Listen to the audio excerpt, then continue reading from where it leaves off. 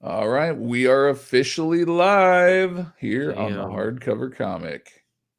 Corona free, Corona free, COVID-19 free. COVID-19 free. So Absolutely. hopefully Yeah, we can help brighten up some people's days with some news and whatnot.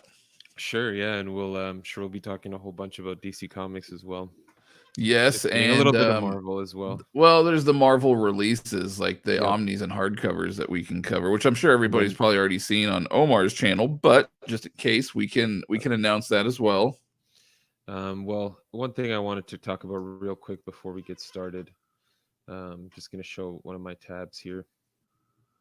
Um, we are sponsored by a company called Dr. Squatch. They are a soap subscription type service where you can, choose what bars of soap you want, how long you want your subscription for, all that fun stuff. Um, in the description, once this live video is posted, we'll put a link that'll get you basically free shipping for your subscription. But their newest scent is Irish cream and whiskey. I know Matt recently got his Bow Chicka Wow Wow bar of soap. How's that been smelling for you? It's great, dude. It smells awesome. I love it. Yeah, and it's organic, none of that chemical stuff that all those all those typical bars of soap have. It's All real the nice. parabens and ickiness. Mm-hmm. Yeah. Mm-hmm. No, these are man soaps that even my wife appreciates. There you go. Yep. And I'm sure my children probably appreciate them as well. 'Cause dad doesn't smell. And I don't know. My son, my oldest son's actually watching right now. He's watching from another TV. So Riker, big shout out to you there, buddy. big Hopefully shout dad out. doesn't smell since thanks to my bow chicka wow wow. And if there's anything that to wrap everything together since the start of this live stream a few minutes ago, now's the time to stay clean. So help For let sure. let Dr. Squatch help you stay clean and smelling good. So be sure to check out that description down below for a link to get free shipping on your sub For life. for life. For life. But All yeah, right. just, So here we are. How's Brazil, man? dude, it was so much fun.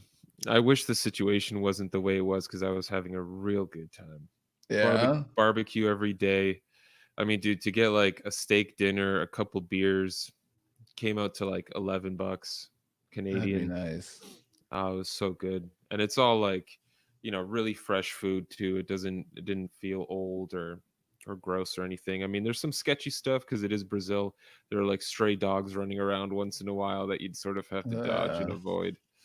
Um, it was a good time. We weren't anywhere too crazy. We were in a pretty small city called Estrema, but like, we drove through Sao Paulo, and that's just a whole different world, man. The way those people live on like the cliffs and stuff, super poor, but they have like the best view of the city because it's really high up, but it's on the edge of a mountain. It's crazy, man.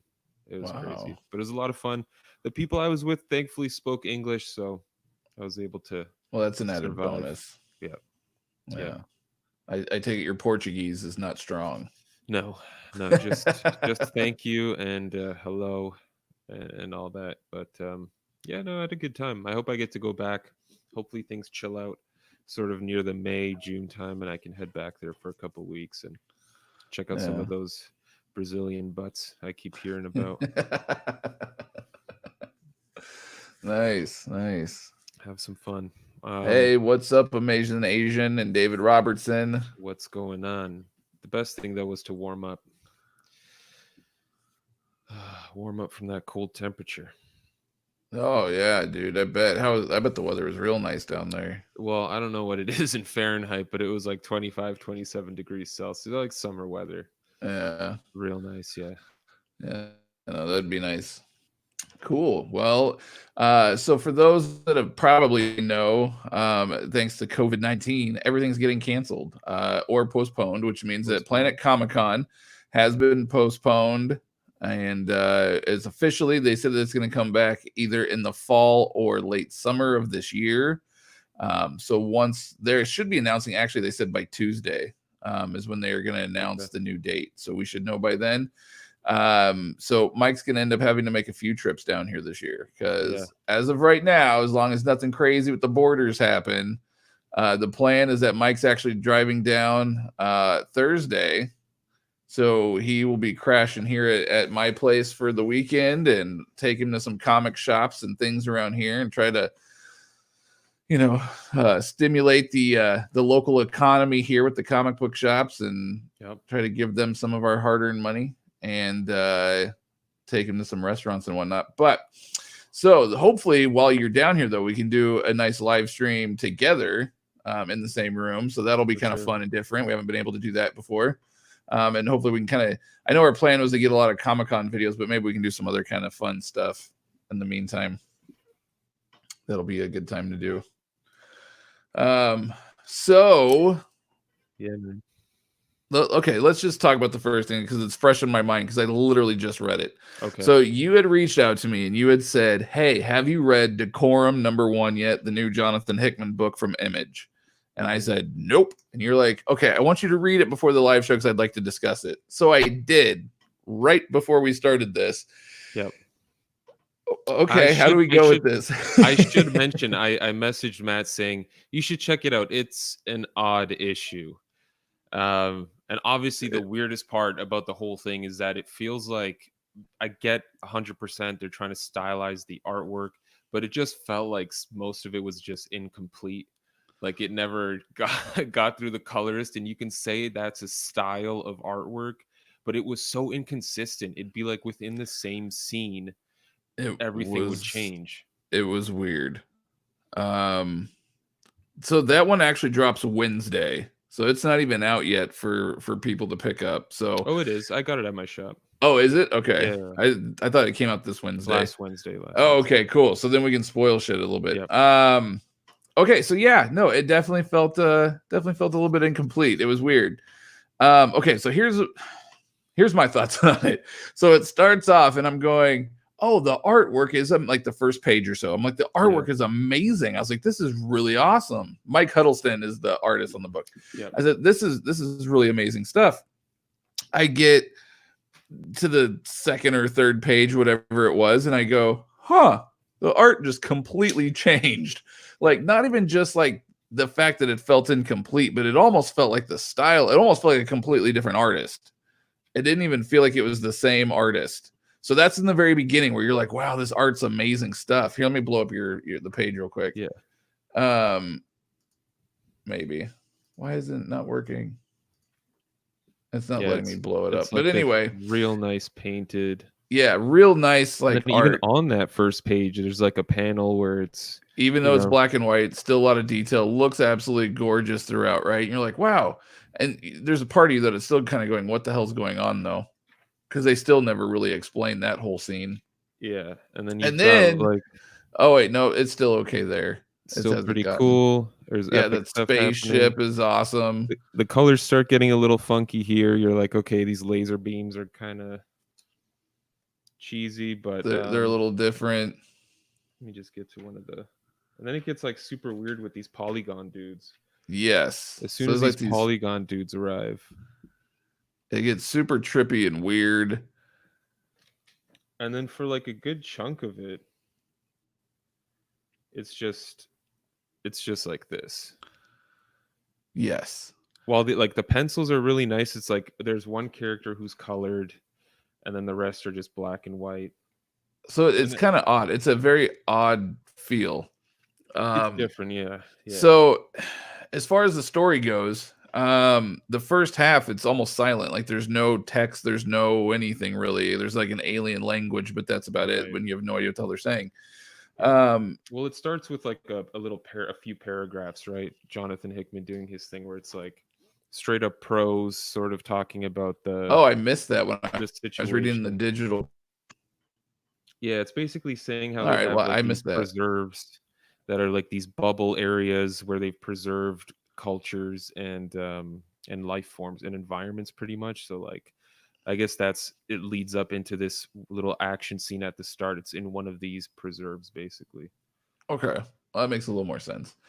So you start kind of getting through it, and then it completely changes direction because you have like those like octagonal people, and then all of a sudden, like, it switches from directions to that to almost like when I start reading again, I was almost like, oh, it's like the Mandalorian. Like, here's this chick that has a package that's very important and she has to deliver to the other side of the world or whatever it is. But that's where it got okay.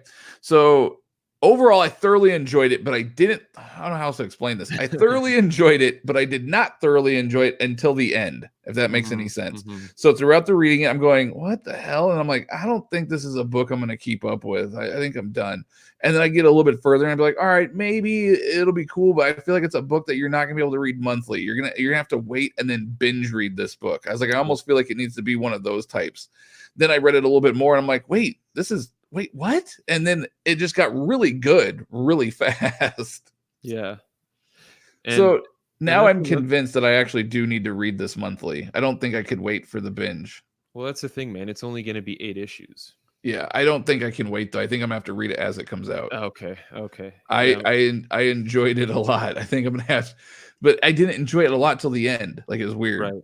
And I'm hoping it's one of those things where, it all sort of ties in over time. And, maybe the second read through, the beginning will make sense in its own way. It's a lot to take in. It's like Jonathan Hickman's just pretty much throwing you into this massive world. And, you're trying to pick up the pieces along the way as to what the hell's happening. But you do get pretty much introduced. So I'm guessing these 2 females are going to be our main characters. Yes. Does that book have, so the preview pages that Image sent us at the end of the story, there's like a whole bunch of like pages from future stories. Does that have that in the actual book as well? No, it just says next issue. And it shows that nice. Oh, okay. So in what Image had sent us for the promotional stuff, after that part where it says next issue, it shows you upcoming pages. It does not have any text or anything though, so you have no idea. All you can see is just random pages of art. Right. I think it looks really good throughout, and from what I can tell based on those pages, yes, the courier, the Mandalorian, if you will, and I guess Lady Death, I don't know what else to call her at this point. They do seem to be the 2 main characters, and it kind of seems like Lady Death and the Courier are going to be kind of teaming up and going along the way. So yeah, if you guys want to read a pretty crazy epic space opera type thing, I think Decorum is a book you guys should definitely pick up. Just keep in mind the art will throw you off because it's weird. It's experimental. Very much so. Yeah. But at the same time, by the end of the story, you're kind of like, huh, I don't know how the hell he did it, but somehow that works. Somehow. I'm not sure how that happened, but somehow, some way that worked. Yeah. So, the first like quarter of it is there's still question marks all around it, but because he breaks it down into multiple chapters. Like the first chapter is still quite a mystery with these like tribal characters and these polygon people. Yes, but I'm sure we'll figure out what's going on. 8 issues. Hopefully we get an oversized hardcover. That'd be cool. Yeah, that would be kind of neat, especially when the artwork is really good in that painted style. That would be awesome in the oversized. But yeah, so Decorum, #1, Image Comics, Jonathan Hickman, Mike Huddleston. I recommend it. I think it'll be a fun ride. Just keep in mind it gets a little weird, but by the end you're like, fuck, that was good. Yeah. As long as you get used to the artwork and just accept that it's going to be strange, for sure. Yeah, pretty much. Man, speaking of artwork that's not strange though and is consistently amazing, you told me to read the first Peter J. Tomasi arc on Detective Comics. Yes, 994 to 999. Yep. Great story arc. So that was him coming on after like all those random people came on after Tinian. So like James Robinson and James Robinson had a nice run. Brian. Okay, so it started off with, I can't remember who the first one was. This was a one shot, and it was, in my opinion, not a very good one shot. Not issue 982, I think, is that one shot. And then after that, Brian Edward Hill took over for like 3 or 4 issues, and he had kind of a fun little arc with Black Lightning and introducing Black Lightning and a detective, which I thought was fun. And you could tell like he had a lot of fun writing it, so you could just feel that in the story. And then it went to James Robinson, who had it was a fun arc. I enjoyed it. But then Tomasi takes over. And were you thinking the same thing at first, like the first like 2 or 3 issues of that arc, where you kind of like, what the hell is going on? Yeah, absolutely. Because I mean, when they killed off Leslie Tompkins, I was like, this is something's got to be going on here, because like she's a pretty big character overall in the Batman universe. Yeah. And then Alfred, and I was like, what is going on, man? But it's Peter J. Tomasi hitting the Batman strings is what it is. Yes. Getting So to the root. those first few issues, I was kind of like, man, I'm kind of disappointed in Tomasi. I was like, granted, Tynan just had an amazing run on the book, but come on, Tomasi, like really? And then he hits you with 9.99. Yeah. And that's when everything comes together, and you went, oh, Yeah. like, Yeah. and I don't know, man, that book really hit me in the feels too. 9.99 did. Maybe it's because I'm a dad, and so there's a little bit more of those kind of father moments in there that hit me a little bit harder, maybe. But that book hit me in the feels. Wow, it was a very powerful issue. I think the last time I felt something like that in a Batman book was that Tom King issue, Batman 5, 6. Which issue was that with 6, I think. Yeah. 6, yeah. I haven't, so it's been a while since I felt something like that. That was pretty crazy.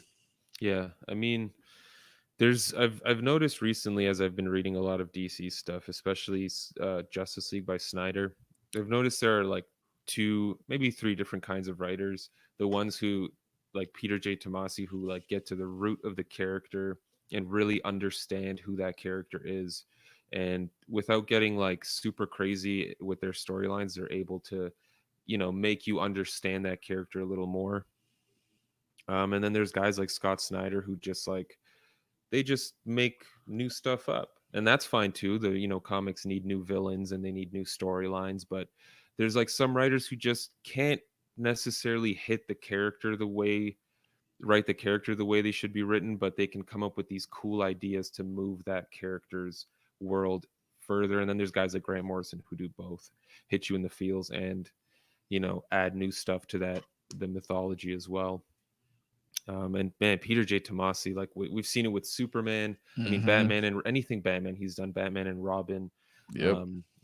He's just he knows how to, he gets the characters, always hits the feels too. Oh man, that's so good.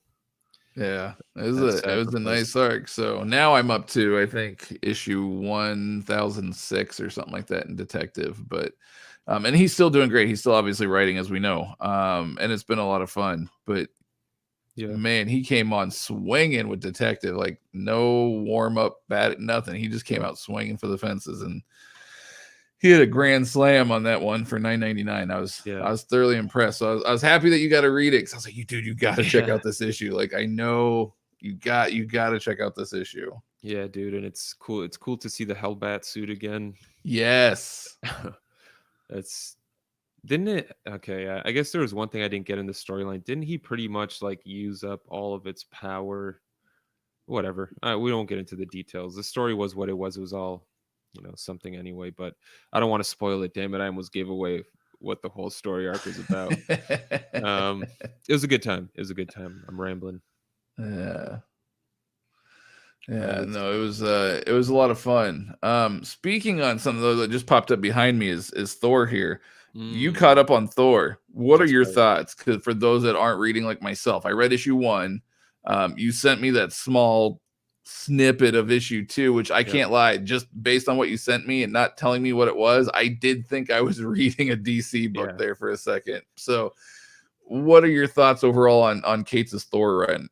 Yeah, so it was like two streams ago or something, someone mentioned that, oh, if you read Thor, it looks like DC Marvel, the buyout thing might be happening, 5G, all this crazy stuff.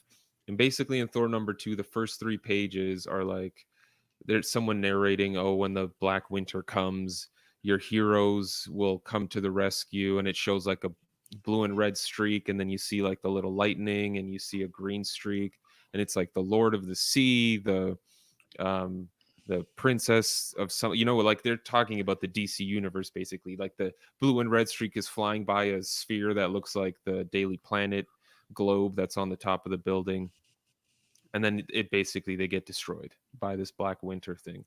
And then the rest of the issues, like it's fun, it's cool to see where Thor is in the universe and what's happening with like Lady Sif and Beta Ray Bill. Spoilers, but it's just like an action book. There's a lot of fighting and violence and epic dialogue, really cool dialogue. It's fun. It's like the best action comic you could read.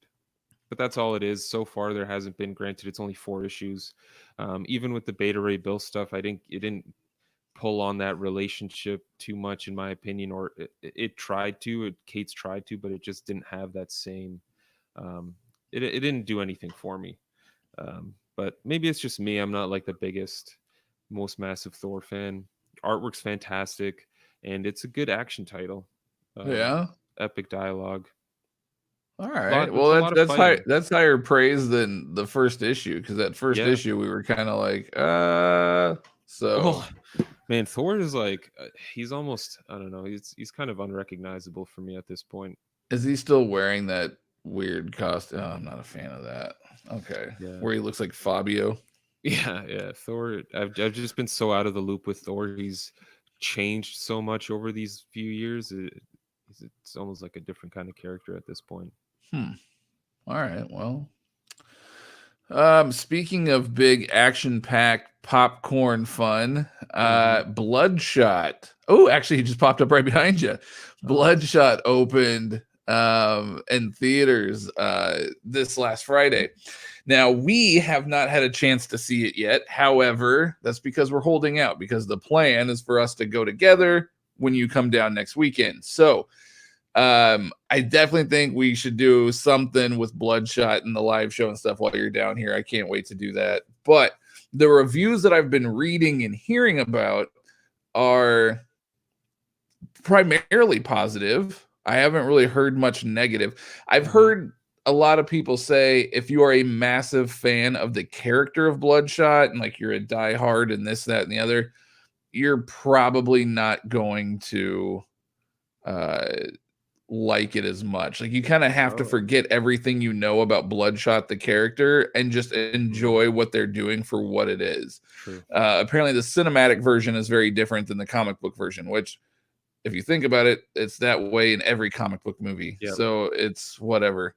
And so I've seen some people say like, oh, well, they don't, nothing's epic. It's not like the Joker was, it's not this, it's not that. And I'm like, so I actually commented to somebody and I said, I don't need the Joker. I don't need the Dark Knight. I don't need this every single comic book movie that comes out.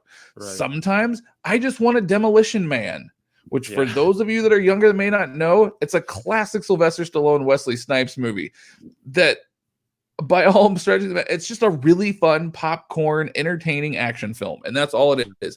If I want to be entertained for an hour and a half or 2 hours and eat popcorn and just have fun, I'm going to watch Demolition Man.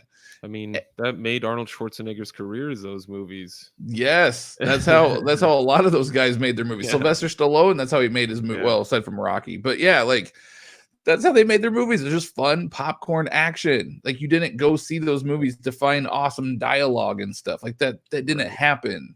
So, and that's what Bloodshot is, from what I understand, is it's just a really fun, amazing action film. It's not something that has amazing dialogue or like, it's just, you go to have fun, eat popcorn and have a good time.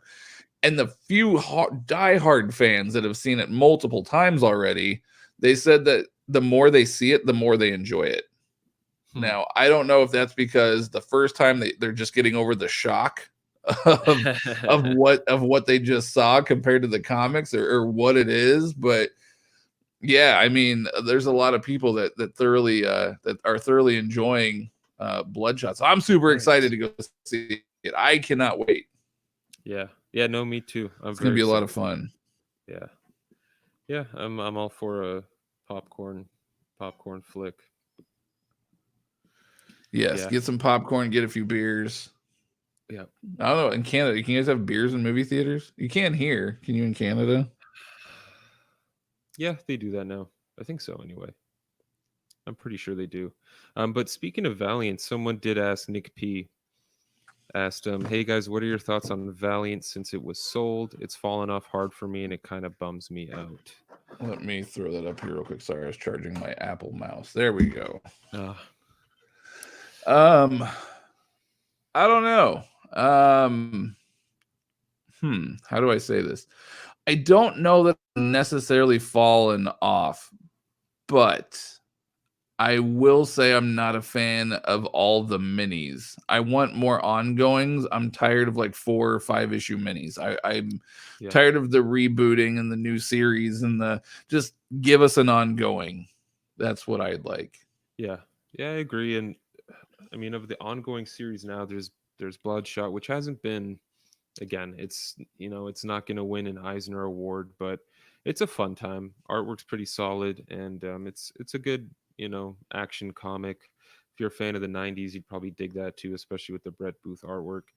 Rye has been fantastic. Of course, it's like the problem with newer Valiant stuff is so much of it is going to get compared to all the stuff Matt Kint did. And I mean, Matt Kint was just a monster when it came to Valiant. He was writing some of the best superhero comics on the shelves. Between Exo Manowar, Rye, Ninjak, Unity, all the other, I think he wrote a few other things too. I mean, Bloodshot by Jeff Lemire. Like, you had incredible talent working on these books. So I guess relatively it has fallen off a little bit, but I mean, Rye's been great. We'll see how Exo goes after a handful of issues. What in the world just happened behind me? That was weird. A little self-promotion. Maybe that video right. That was weird. That's all right. Anyway.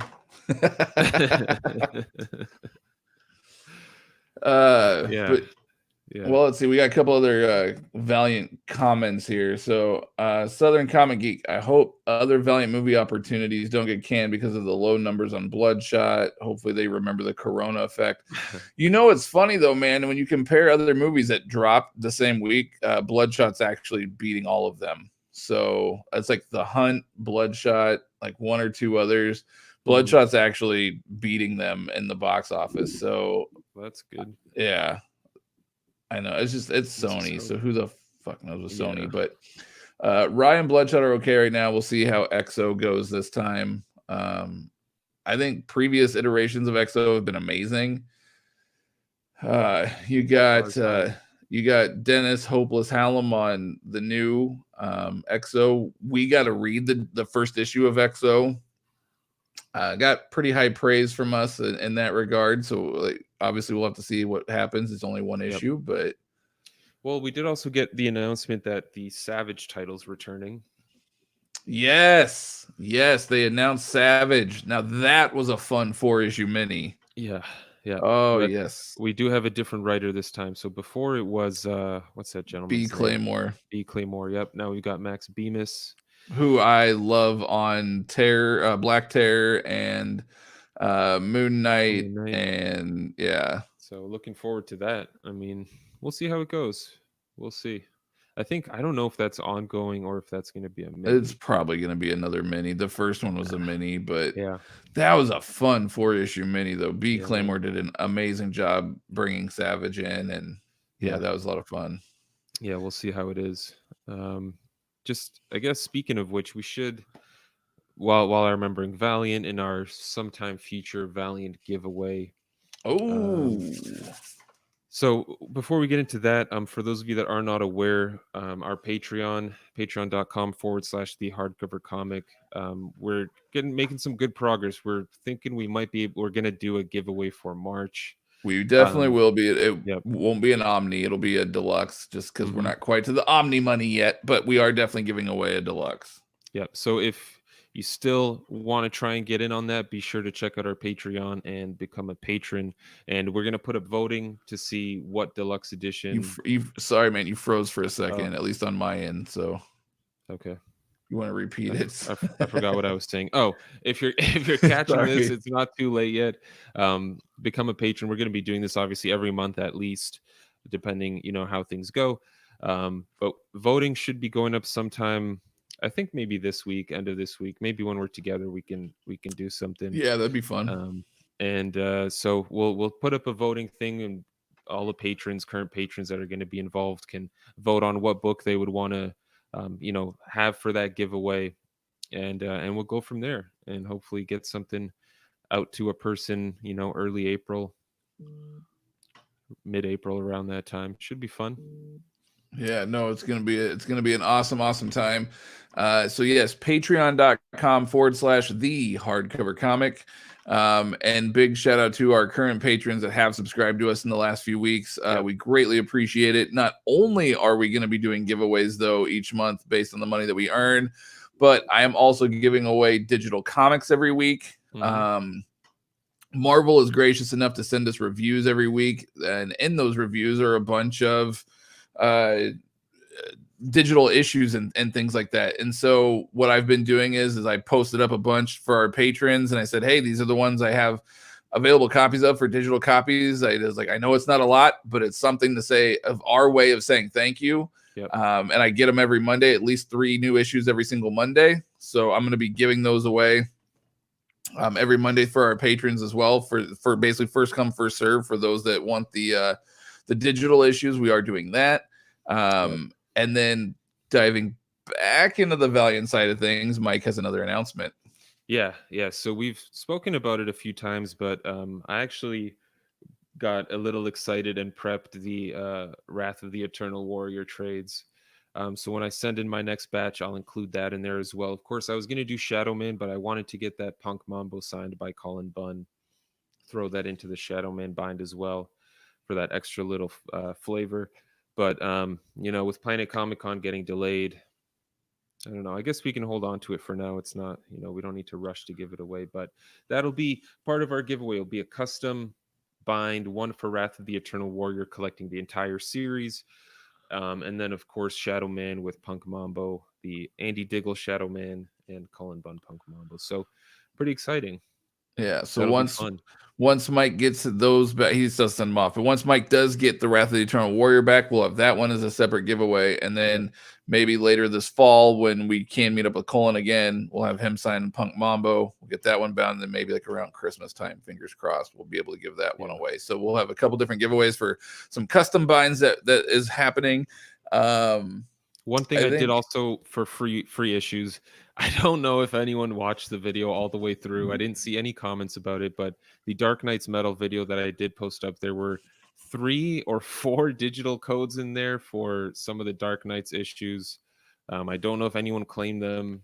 I don't know if they're still eligible or if they've expired or not, but they're in that YouTube video. So if someone wants 3 free Dark Knights digital copies, I think it's issue 1 of the casting, the Forge, and then Dark Knights itself. So the 3 issues pretty much that start off the event. They're in that video for free. So go get them. Hopefully they're still available. Yes. And then this weekend as well, I think we might have a couple other like smaller deluxe giveaways just out of our personal stash of books that we have that we thought maybe we'd also kind of give away as well. So we have a lot of stuff upcoming that we're trying to do to help kind of build the Patreon and give back to those that subscribe as our way of saying thanks. Yep. So kind of diving in here, we got some Valiant talk, which is exciting stuff. So let's dive into that before we jump into the Marvel.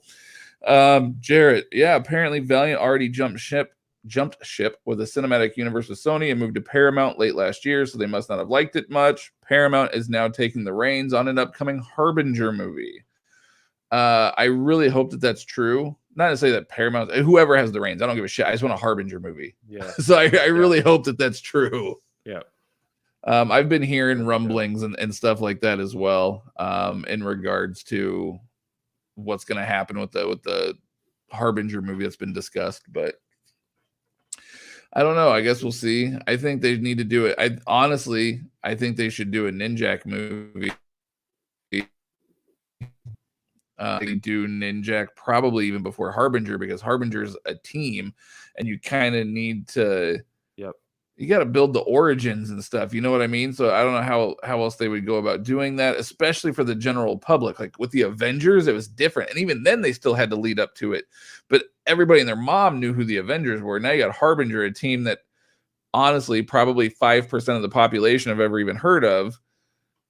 And you're not going to build up to. So I don't know. I'm a little iffy on the Harbinger thing. It kind of makes me nervous. I want to see it, but it kind of makes me nervous about how they're going to do it. Yeah. I mean, if they like focus on like Toyo Harada for the first movie, yeah, get a little Peter Stanchik in there, we'll see. I mean, I can see why they want to do it, because after that they could do a Faith spinoff. They could do, a lot of other different things with it, but they could do a Toyo Harada like indie movie. I mean, there's so much stuff that they could do, so I get it, but I do think Ninjak would sell better.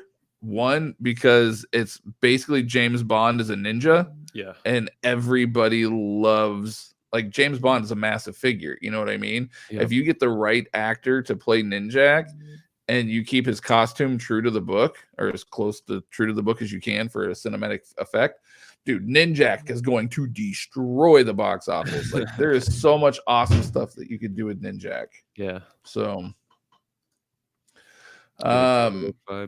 yeah. Let's see. Patreon is less than the cost of a beer a month. I'm sure you guys can get these fellas a beer.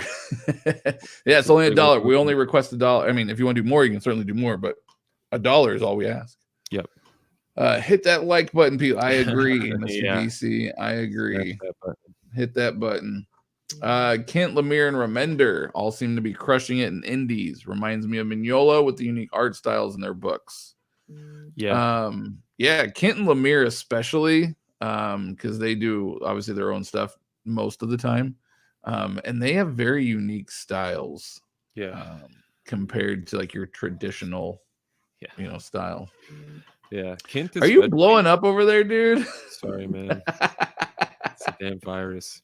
Yeah, Kent especially has gone like extra indie because he's pretty much only working at like Dark Horse and Boom and Bad Idea. Yes, Bad Idea. If you guys are fans of the folks that helped relaunch the Valiant universe, reach out to your local comic shops and ask them for Bad Idea. Yeah. If your shop is one of the eligible shops. Yeah. Or try to get them to be one of the eligible shops. Where would you guys recommend to start reading Bloodshot? The OG series from the 90s, the 2012 relaunch. Jump on right now at the 2019. Austin says the 2012 relaunch, and I would have to agree 1,000% with him. Yep. I got plenty of digital, so it's all you feel. Oh, Austin is actually a Patreon subscriber, so that's him right there saying, you guys come grab your digital codes, subscribe and grab your digital codes. But yeah, the 2012 relaunch, all the way for Bloodshot. And then don't stop until you pretty much hit the 20. Well, you can still read the 2019. It's not bad, but start at 2012 for sure. 2012 is going to suck you in. All the tie-ins with Harbinger and all that stuff's really going to suck you in. Yeah. And then make sure also, very, very important, honestly, probably one of the best Bloodshot runs out there, in my opinion, Bloodshot Salvation. Mm-hmm. You have to make sure you read that one, but don't read it until you read the previous stuff, because it kind of helps knowing the history, I guess you could say, of Bloodshot. But Bloodshot Salvation was, holy crap, that's another book that hit me in the feels, man. Like, great run. I love Bloodshot Salvation. Yep. We do also have a little video I did on Bloodshot, if anyone's interested, sort of talking about the various runs and what I recommend to read and showing little screenshots and stuff. It's fun. David Robertson's asking, Mike, what type of binding method are you going to use for that Dark Knight's metal bind? DFAB, man.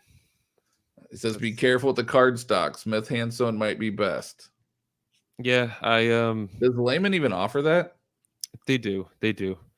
Yeah, they offer that, but it's just, I don't even know if it would fit in one volume if I wanted to do like hand sewn, because then I can't get rid of any extra pages or the back cardstock page. And I mean, maybe I could, I'm not sure, but I think I'll just stick with DFAB. I've got a whole bunch that are cardstock. My Justice League Dark has had cardstock covers in it for like 5 years. It's totally fine. The binding looks like it was done yesterday. So I'm not too worried about it. Nice. I think it'll be okay. I mean, my Exo Manowar is all cardstock as well, and it seems to be okay. It's not fun to read, but you know, it's cool. It's got that flash factor. Austin, it's like Snake Eyes, which there is a movie coming out. Are you talking about like G.I. Joe Snake Eyes? Is that what you're referring to? Mike, do you know who Snake Eyes is? Oh yeah. Snake Eyes is a badass. One. Snake Eyes and Storm Shadow, man. Those were the two arch enemies. I used to make them duke it out all the time when I was a kid. That's where it's at. Southern Comic Valiant does not get a lot of respect. Lately, I think it's some leadership issues at the company. I still collect all the titles from the 90s. So you're collecting them since the 90s? Is that what you're saying? Because if that's, dude, I would love to see your Valiant collection. Holy shit. Yeah. That would be a lot of fun to see. Yeah, man, I got to agree with you. Honestly, to be fair, I didn't even really know that much about Valiant until, 3-4 years ago. And Mike said, dude, you got to read Valiant. It's like my favorite universe ever. And I was like, oh, I'll check it out. And then I did. And then I finally did. And I was blown away. I was like, holy shit, it's really good. Because in my opinion, prior to reading it, I thought Exo was just like an Iron Man knockoff. And like, I thought Bloodshot like looked cool, but I was like, it's like Wolverine and Punisher rolled into one. Like, this is dumb. And then I read it and I was completely blown away and mesmerized by the entire universe. Became a giant Valiant fan after that. Definitely probably one of the best universes out there. I have obviously as much history as the big two, but Dynamite deserves all the respect in the world. Love Dynamite. Or not Dynamite, sorry, Valiant. Dynamite too. I like Dynamite too. Don't get me wrong. I love some Dynamite too. Yeah. Actually, speaking of Dynamite, there's some new stuff coming out that I'm pretty excited about. You still got the Age of Chaos stuff that Eric Burnham's writing, which is Red Sonja, and like Evil Ernie, and I can't remember all their names all of a sudden because I'm not super familiar with those characters other than like Evil Ernie and Red Sonja, but that's been a lot of fun. And I like Eric Burnham. Eric Burnham's a dope writer. He obviously did a lot of the Teenage Mutant Ninja Turtle and Ghostbuster stuff, and then just the Ghostbusters in general. Yeah. So he's super fun. I really like Eric Burnham stuff. I actually reached out to Eric. We've interviewed him once before on Four Guys in a Comic. I had reached out to him again on Twitter and asked if he'd be interested in ever joining us for a live show. I've yet to get an answer. So let's all go bug Eric Burnham and get him on. Yeah. He would be a really fun guest to have. He was a good time. Yeah.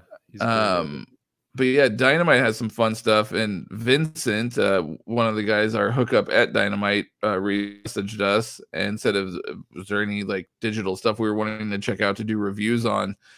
And I know, Mike, you were interested in some of the older Red Sonja stuff. And I went through their catalog. And I was like, holy crap, they did Twilight Zone. I had no idea. Did you know that JMS wrote Twilight Zone for like 12 issues or something like that? Wow. Yeah, so they did Twilight Zone, and like the first 12, it was like back like in 2013 or something like that. And JMS did like the first 12 issues, and I was like, I want to read that. That would be incredible. So I asked to see if we could get some hookups on that. So maybe we'll do some reviews on some Dynamite stuff, which is going to be a lot of fun. That'd be cool. Yes, looking forward to that. So thank you, Vincent, and everyone else there at Dynamite. We appreciate the hookup and the love, and we'll absolutely be more than happy to continue to review Black Terror, probably my favorite current Dynamite book right now. I love that book so much. It's a lot of fun. It's an anthology book. Can't talk enough about it, but that last one, dude, that was another one that hit me in the feels a little bit, was that last issue. Yeah. I was like, oh, son of a bitch. Hey, man, Max Bemis is writing some good stuff. Yeah, he is. He's writing some good stuff. And he's a fairly new writer as far as comics go on top of that. Yeah. Let's see here.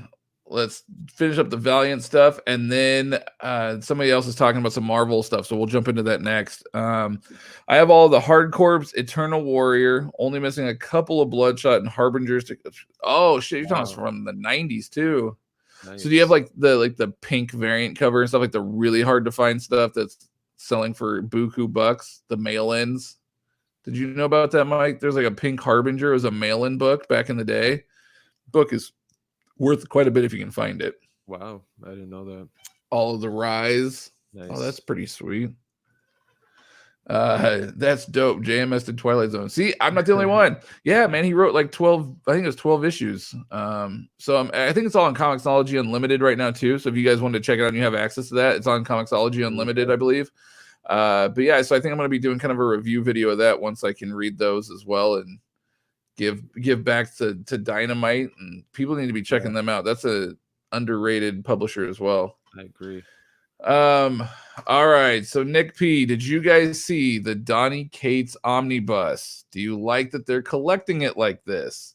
So this brings us to Omar, the Uncanny Omar, near mint condition, actually reached out to me on, what day was that? It was the day you flew back, Thursday? Thursday. Yeah. Thursday. Omar reached out to me Thursday morning and asked if I was able to jump on for his live show, where he was announcing all of these books. And I was super bummed out because unfortunately I had work and my kids and my wife, it just wasn't going to work out. So I was trying to see if Mike could jump on, but unfortunately Mike was flying back from Brazil that day. So we weren't able to jump on with Omar, unfortunately. But we will be doing it in the future. He did invite us back on for another time in the future, which we're super excited about and would love to jump on and talk with him. That's someone that I appreciate and I respect, and that was really cool of him to reach out. Yep. But he did release, or announce, I should say, all of these new upcoming Marvel release. I mean, he went through the entire list of Marvel releases for October and November. We're only going to kind of basically cover like the hardcovers and the Omnis. We're not going to go through all the epics and the trades and everything else that they went through. We'd be here all night because that was quite the list.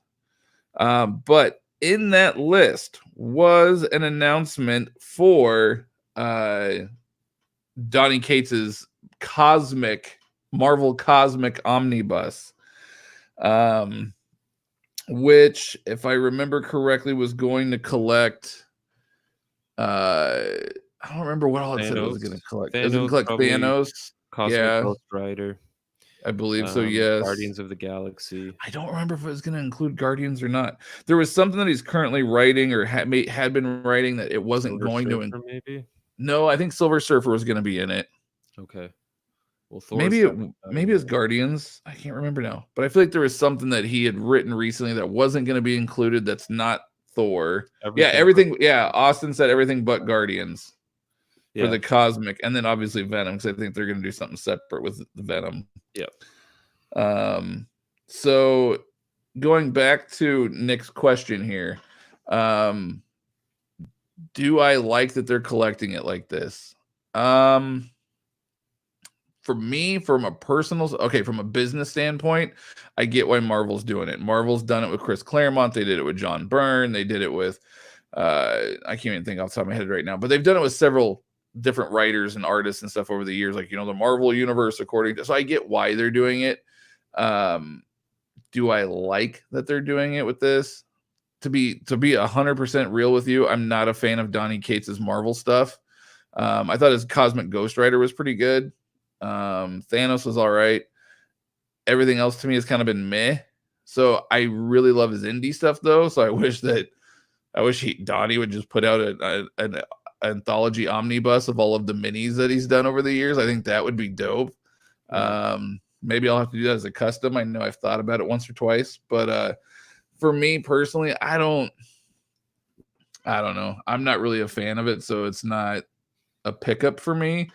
But for those that do really enjoy his stuff, speaking of Redneck, that's a great book. Yeah.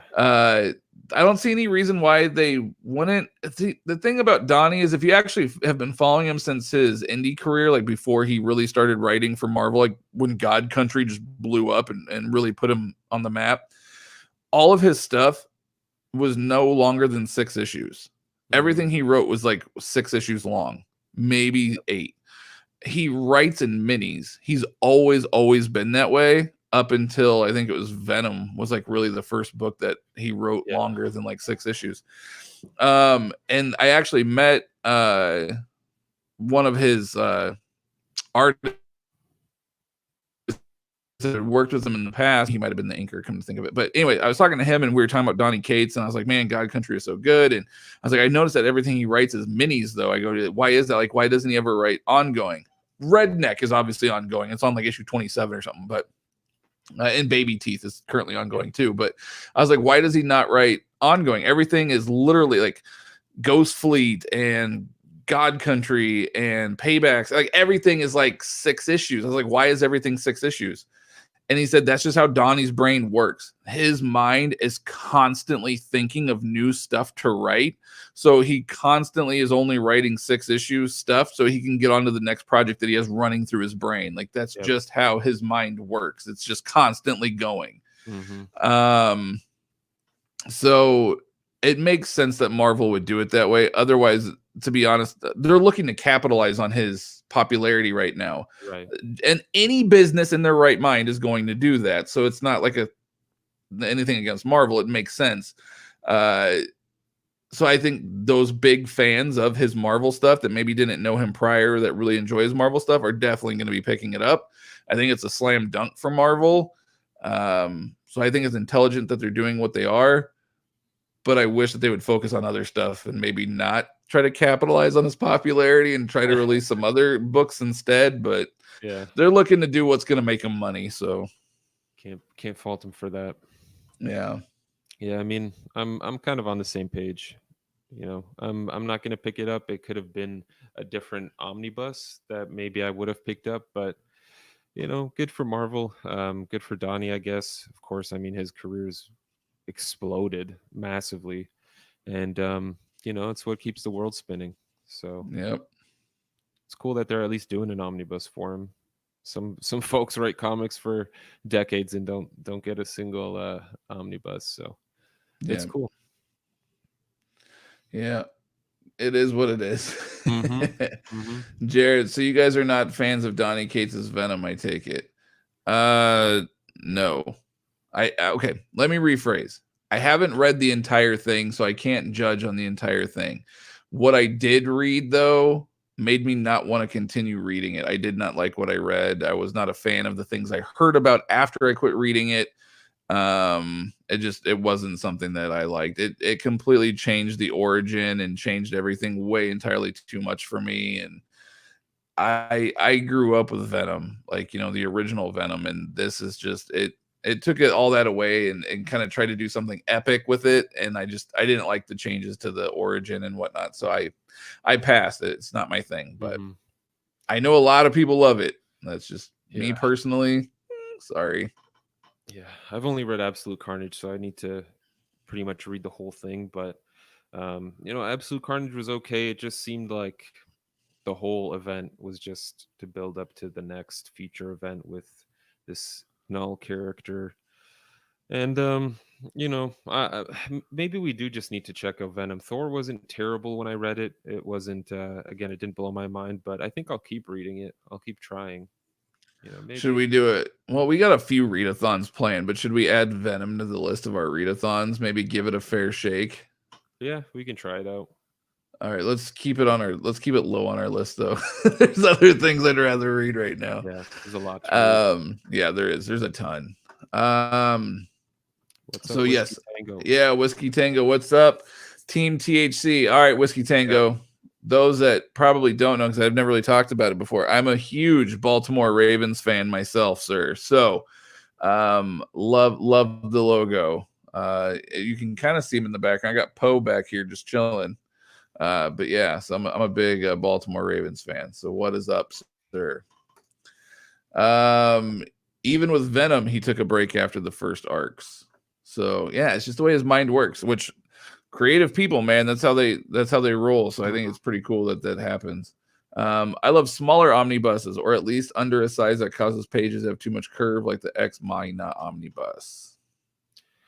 Yeah, I'm leaning the same way lately. They're easy. I remember back in the day when I first started collecting Omnis, I was like, I want the most page count for my money. Because if I'm shelling out this money, I want the absolute most pages I can get.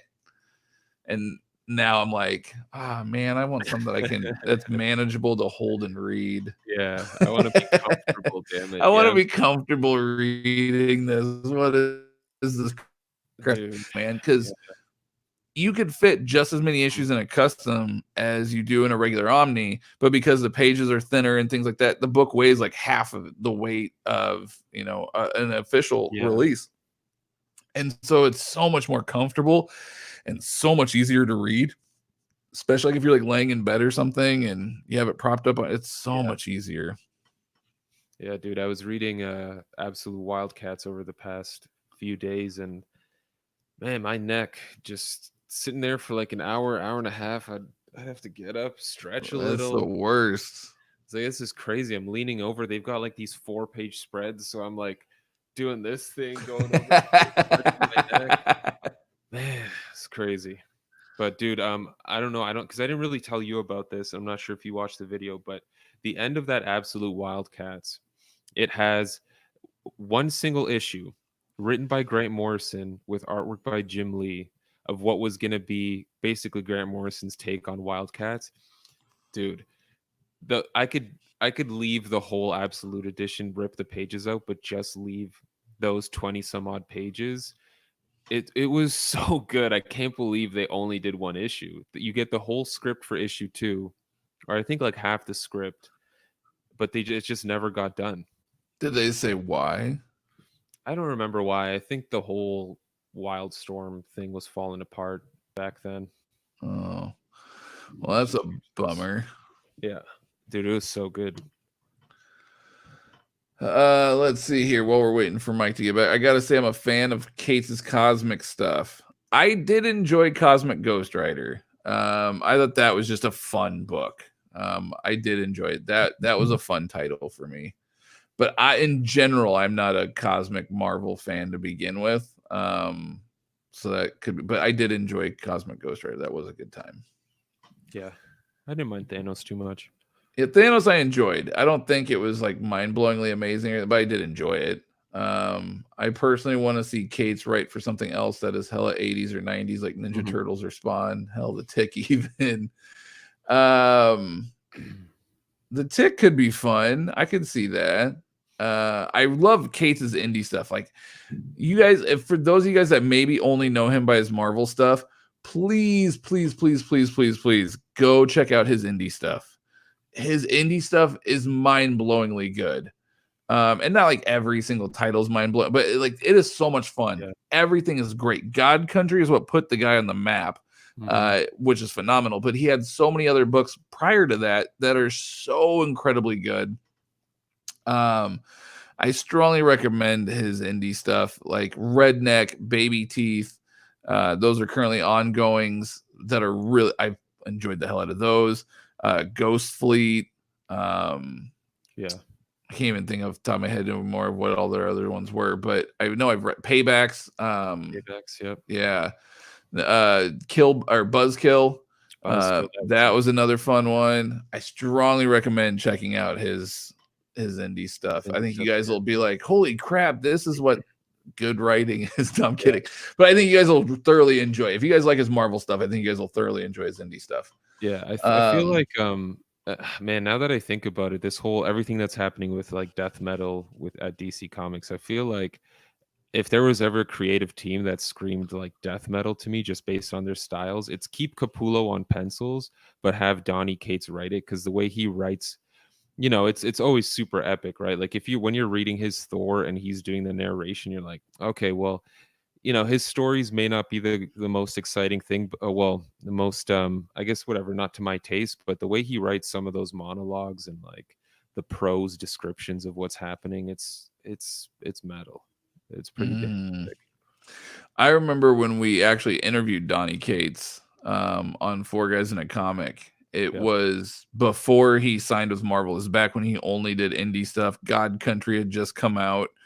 And I think like the 6th issue of God Country, I think it just dropped when we interviewed him at that point.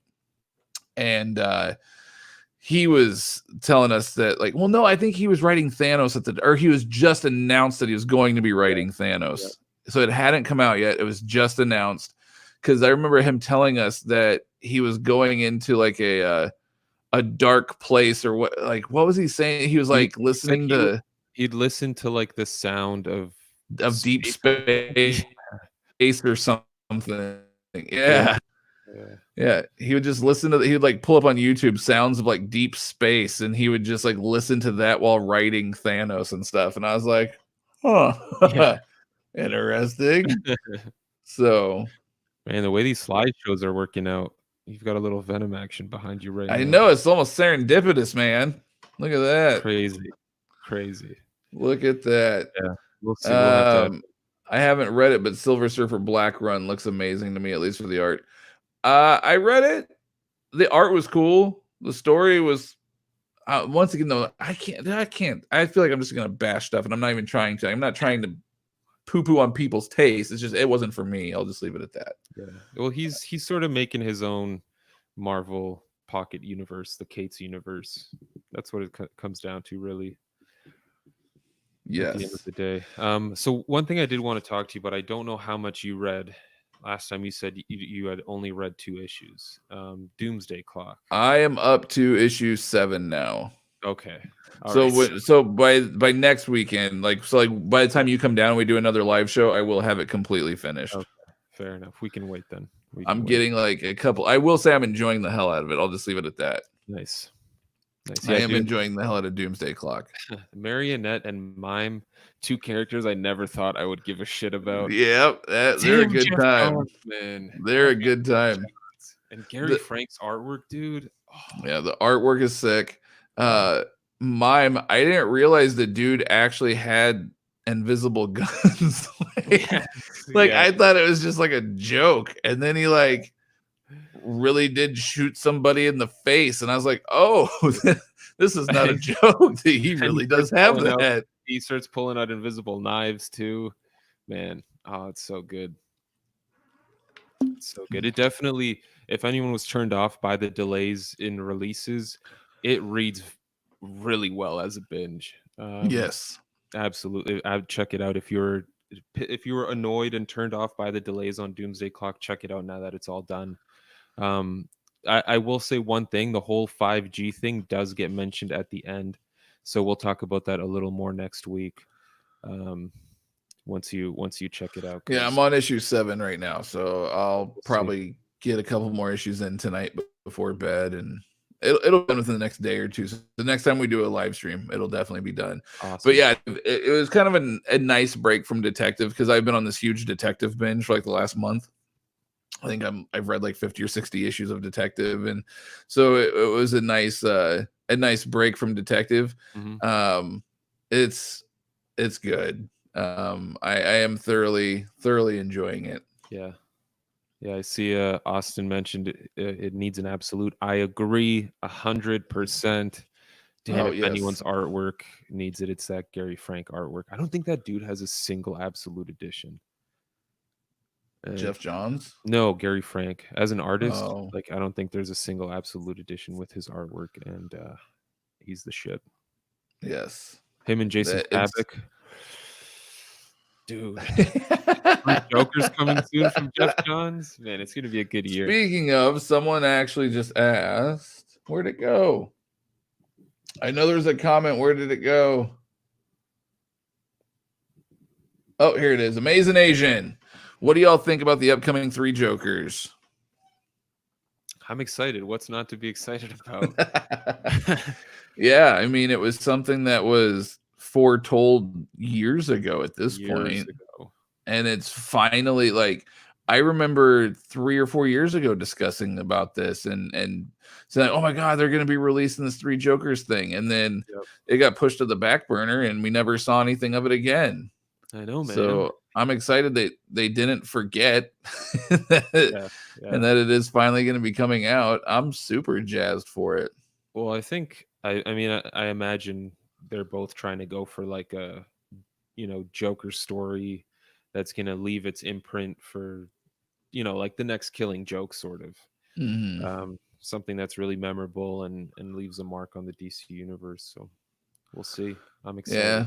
And I don't think that the few year delay or whatever, I don't think that's going to hurt it any either. I don't think people care. I think people are excited for it. Yep. Speaking of Jeff Johns, I don't know if for those that haven't seen that DC video I put out 2 days ago, yesterday, whatever. Shazam, Jeff Johns is no longer going to be writing it. His last issue is issue number 13. And then there's a new creative team taking over. So no more Jeff Johns Shazam. Made it 13 issues. That's longer than I expected. Well, and it took 13 years to make those 13 issues. There's quite the delay there. Yeah. I hope Jeff Johns sticks to just Black Label stuff, like he's doing with Three Jokers. Take your time, do it whenever you can.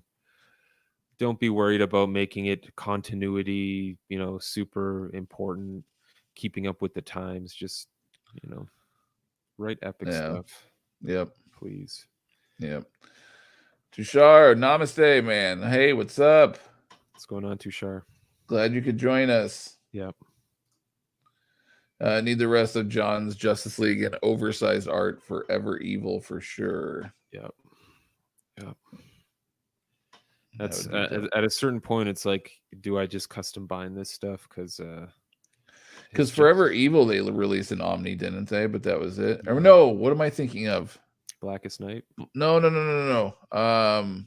That's Darkseid on the cover. Darkseid War. Darkseid War. That's the one I'm thinking of. Yeah. Which would have been like the final volume, I think. Yeah. Of the Jeff Johns Justice League trilogy. See, popular as a writer as Jeff Johns is, and as epic as Jeff Johns is, DC does a really shitty job of putting out Jeff Johns Omnis. Like, no kidding, man. They did his 3 Green Lanterns, which are like basically evergreen, and everybody talks about like this is the epitome of a Green Lantern run, right? Like this is what got me into DC. Actually, I think that might have been what got me into DC, but like this is like what did it, right? It was such like a great run, and then it took him 2-3 years before like Aquaman was shelved for forever before it came out. Yeah. I mean, we didn't think Aquaman was ever going to release it. They announced it and they pushed it back like a year or two, and then it finally dropped.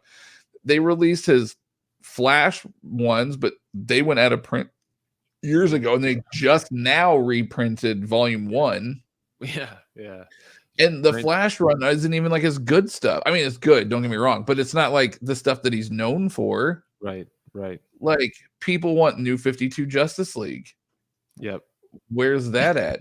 We wanted Aquaman 3 years before we got it. Where did they do a horrible job with like releasing his stuff, and I don't. Superman. Yeah.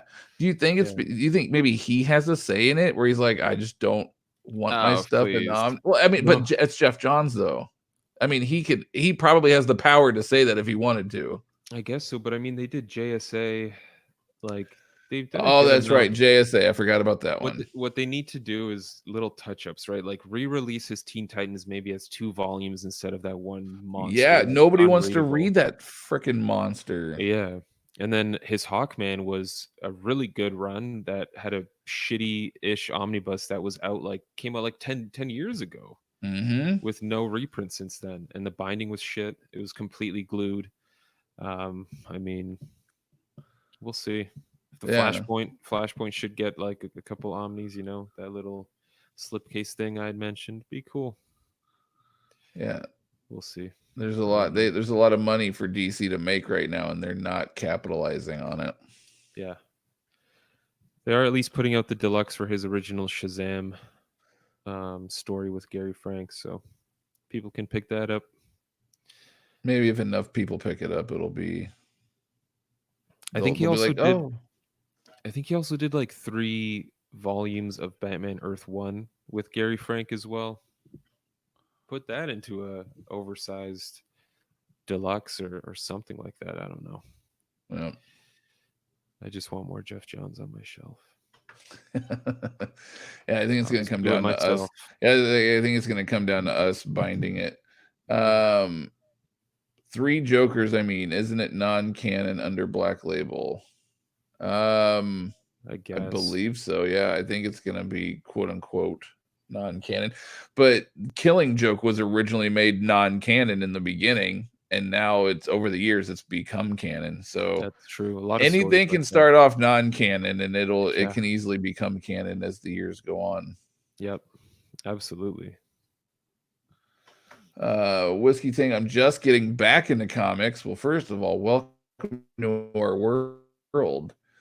Last 90 lists about New 52, Rebirth, etc. Well, it depends on the publishers, I guess, that you're interested in. Rebirth is a great jumping on point, though.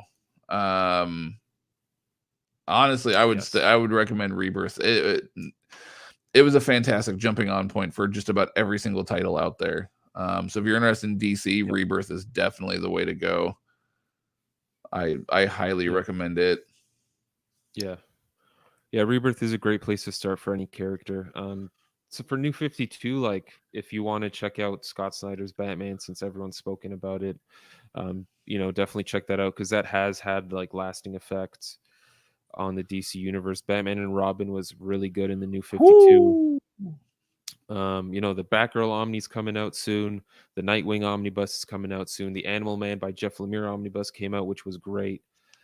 Hopefully they do a Justice League Dark by Jeff Lemire Omnibus someday, because that was also really good. New 52 had some pretty solid hitters. Green Arrow by Jeff Lemire as well. You just got to follow the writers. Who the good writers are. Jeff Johns' Justice League was really good as well. Yes, Justice League was amazing. Yeah, but you can skip Lobo. Yeah, and Rebirth. Skip Lobo. And in terms of Rebirth, skip Justice League. Oddly enough, read New 52 Justice League, but skip Rebirth Justice League until Snyder. Skip Brian Hitch's Rebirth Justice League. Right. I think Christopher Priest took over for a little bit.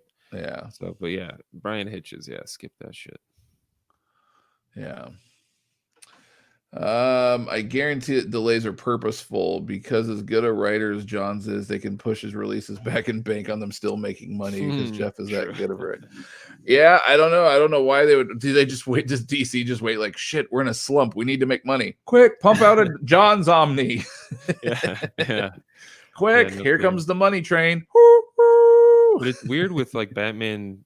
Right now, Batman's got so much heat on him already with Punchline and like this clown killer character that's coming. Mm-hmm. Three Jokers almost seems like they could have pushed that off even a little further until Batman died down. They very well may. I mean, look at Doomsday Clock.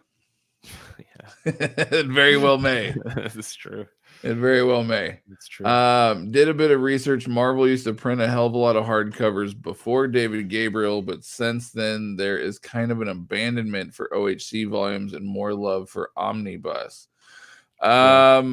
That may be true, but I'm not gonna lie. That is great news for me, at least in my personal opinion. Because what Marvel printed were called Marvel Premieres, and they were super duper thin hardcover books that were basically had less issues than a trade paperback, or just the same as, like, it had like 4 or 5 issues in them, and they would charge $25 to $35 for these hardcovers, and you got a handful of issues, and they were just like, it wasn't like whole arcs or anything. I mean, it might have been like a little arc, but it wasn't like a whole overall telling thing. I am not a fan at all of the Marvel Premiere editions.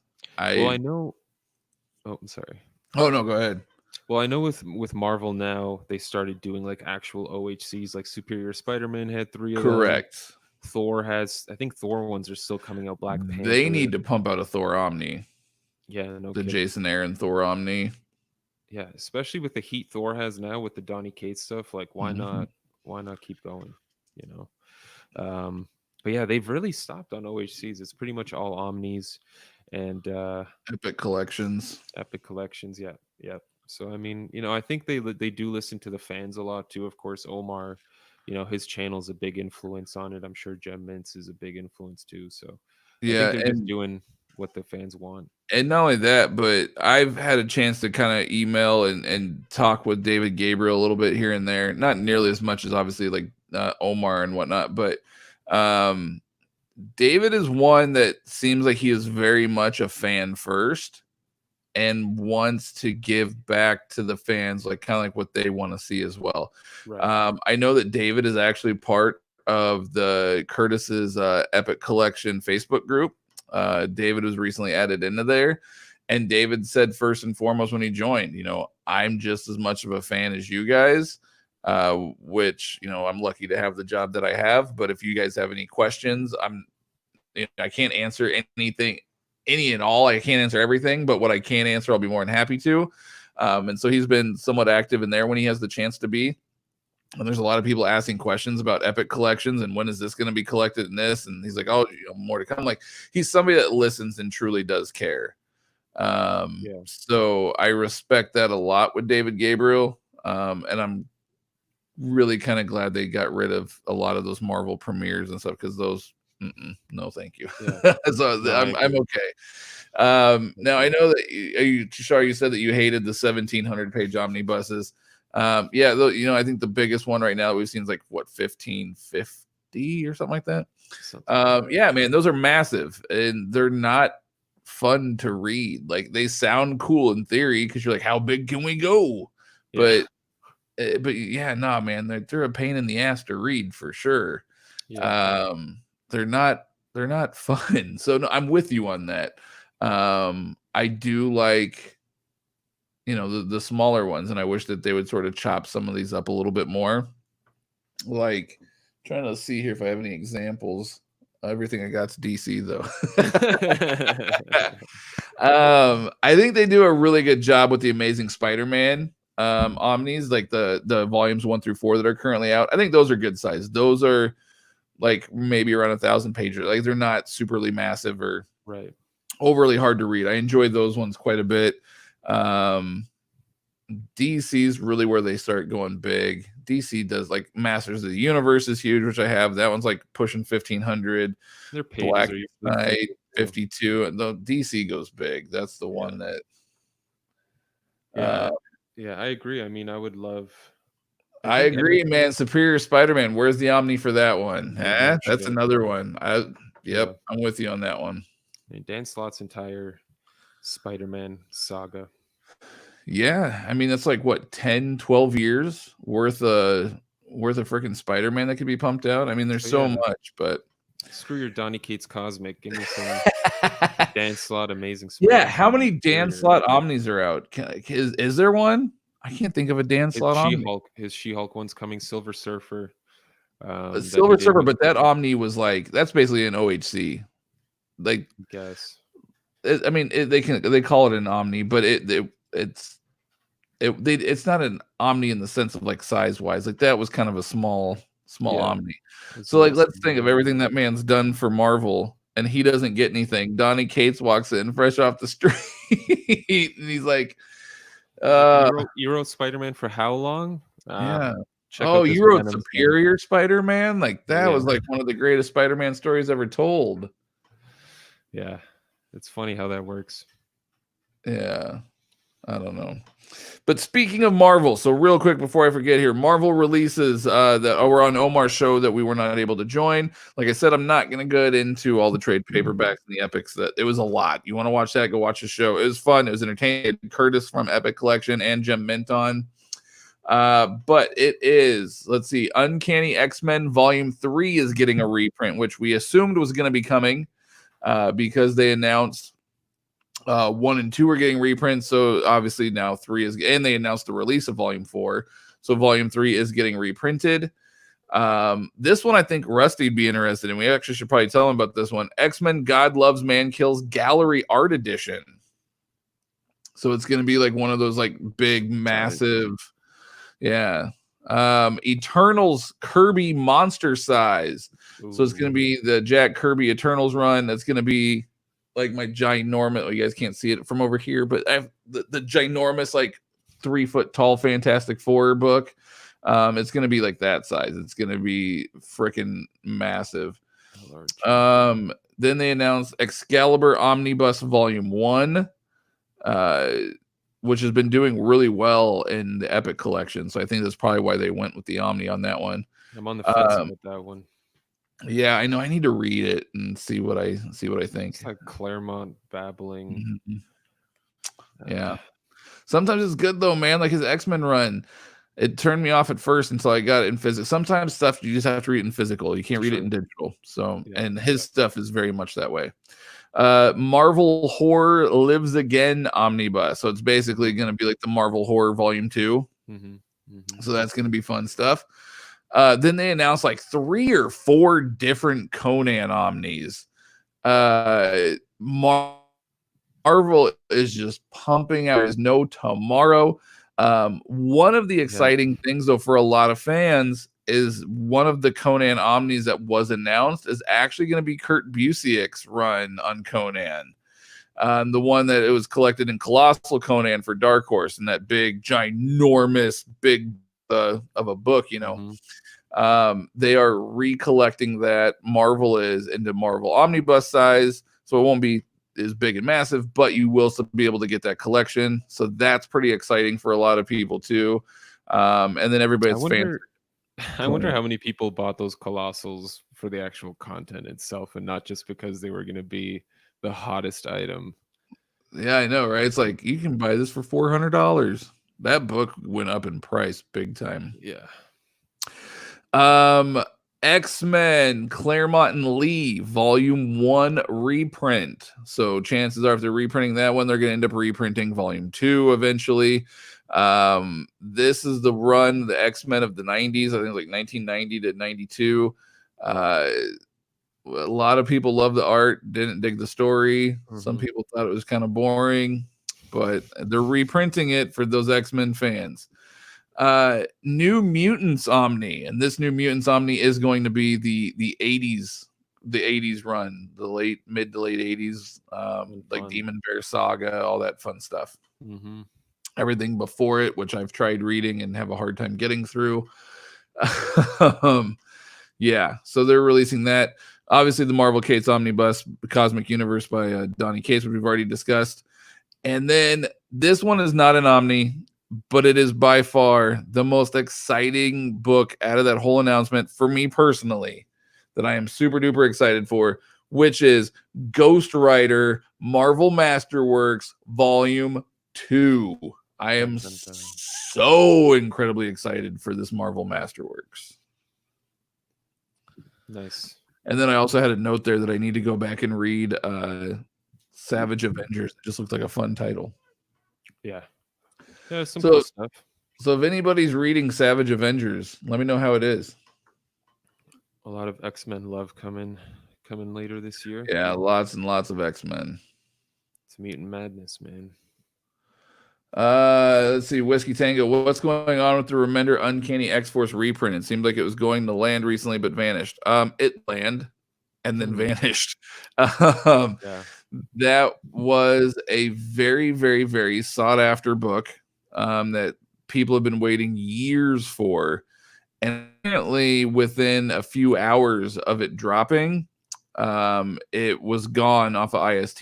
That means it's out of print again? Not necessarily. IST says that they have reached out to Marvel to inquire about getting more issues, and Marvel said that they're gonna look into their backstock and kind of see what they got, but it hasn't, to my knowledge at least. Last I heard, they haven't said if for sure they're going to be getting more in. But apparently that one was gone within like a few hours of releasing, which I thought was pretty nuts. Yeah. For now. Yeah. For now. It's a good book. People getting ready for their hibernation over these next few weeks. Gotta have your X-Force, man. Yeah. That book. It is. It's a fun one, but pretty crazy that it disappeared as quickly as it did. All right. So funny how the best superhero stories seem to be ones that aren't the typical alter ego. Black Mirror, Superior Spider-Man, etc. That is true. There's I think it's because you get to explore a different side that nobody's ever seen before, and so you really kind of are able to do really whatever you decide that you want to do. Well, I feel like a lot of these are in hindsight as well. You know what I mean? Like while Superior Spider-Man was happening, people were like, "Oh, I hate this.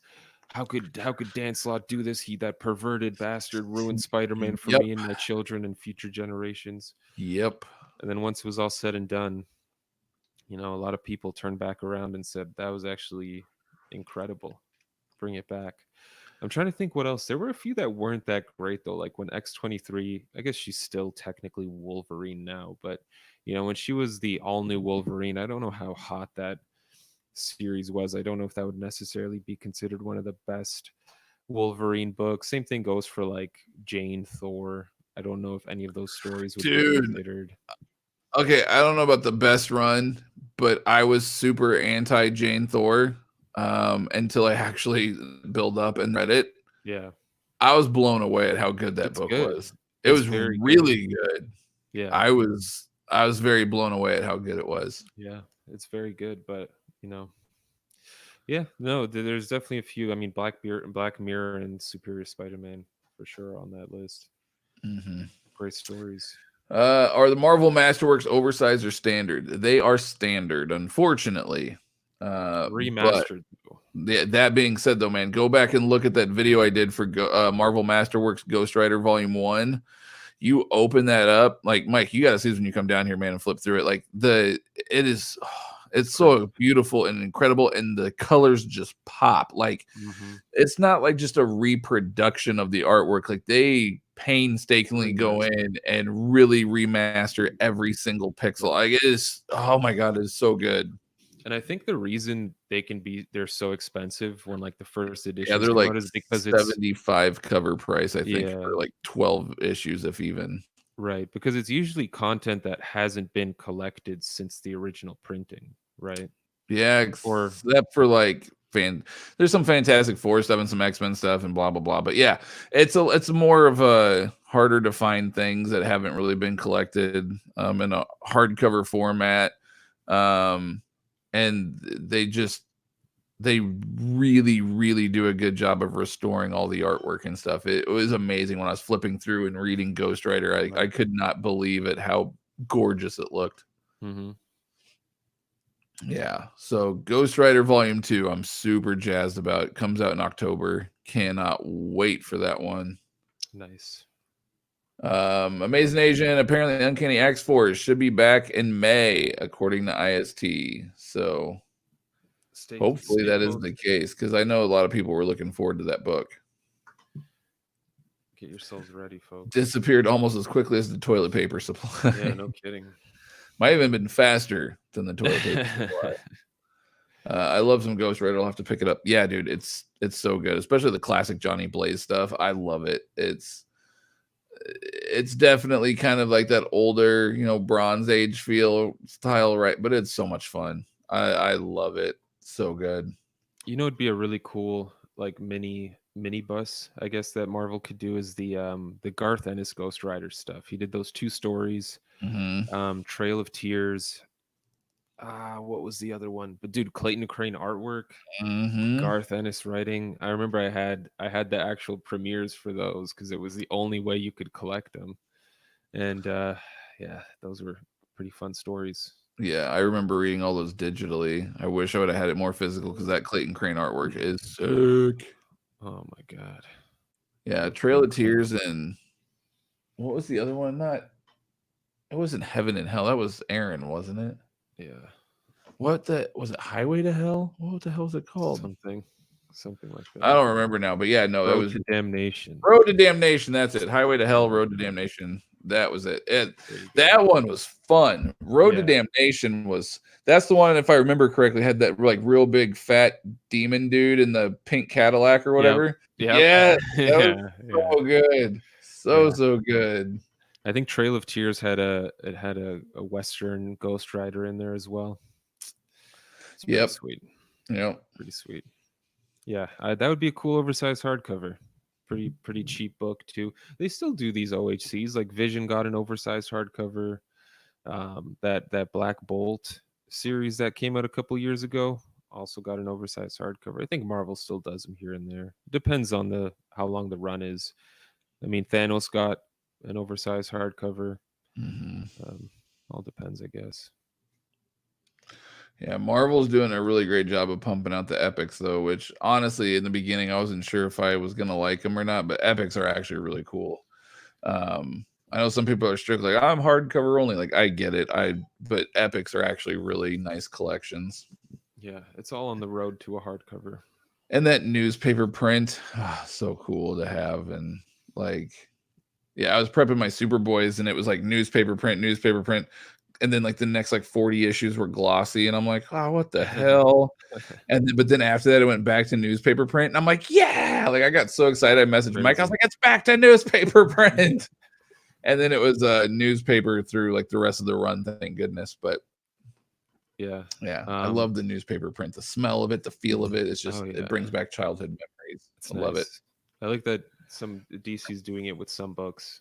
Like I think like most of the monthly floppies are that kind of new newsprint, so it's really nice. Mhm. And then some of the trades for like Justice League Dark, it had that sort of newsprint paper. But new comics, real quick. So I read a few of the new Marvel number ones that came out. Read Cable. Um, Yes. Cable was Cable was fun. good. I enjoyed it. I It's enjoyed fun, it a yeah. lot. I don't know if Phil Noto's artwork is the right fit for the title. There was parts where I really enjoyed the art, and then there was parts that fell flat for me. Yeah. Yeah. But it's fun to see Cable as a kid and seeing his dad show up once in a while and he's all scared of him. Because we're all used to old man Cable and he's Mhm. not he's not usually scared of Cyclops. So it's fun to see. And then I read that Star Wars Bounty Hunters #1. Yep. I wasn't too into that. I enjoyed it, but it wasn't nearly, and I even said in my video, I said I enjoyed it, but it wasn't nearly as impressive as some of the other Star Wars stuff, like Darth Vader, for instance, that Greg Pak's doing. And yeah, it wasn't nearly as good, and it was definitely lower on my Star Wars list of books that have been coming out. I didn't hate it by any means. No. But it's not something I would go out of my way to read. It gave me a huge 90s vibe. It was just nonstop guns firing, people jumping over tables and shit. Well, I mean, it is a bounty hunter, but yeah. I guess, yeah. We'll see where it goes. Sure. But yeah, I think it's hard though because you got a new Dr. Aphra book coming out, and if that's anything like the old one, people are going to be clamoring for that one because that last one was great. Right. You got Darth Vader that's currently going on, which is phenomenal. You got the main title. I mean, you got all these different things going on, and I think the Star Wars diehards obviously are going to be the ones that pick it up and buy it and read it and enjoy it. But for like the casual fan, it's passable. Yeah, I agree. But yeah, X-Men 8. Oh yeah, that was okay. Dude. So X-Men 8, it was good. It wasn't a bad issue, but like I kind of wanted more with the whole Brood situation because they sort of land, and then it's like 2 pages of some fighting, and they're like, oh, here's how we get him off. It's so easy. Well, but I don't know.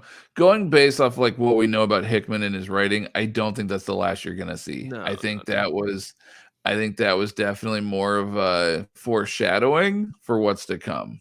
Right. So that's why I was like, all right, this is cool. Yeah. No, for sure. It's all building up to some crazy. And they brought it back in like the Shi'ar, and I'm like,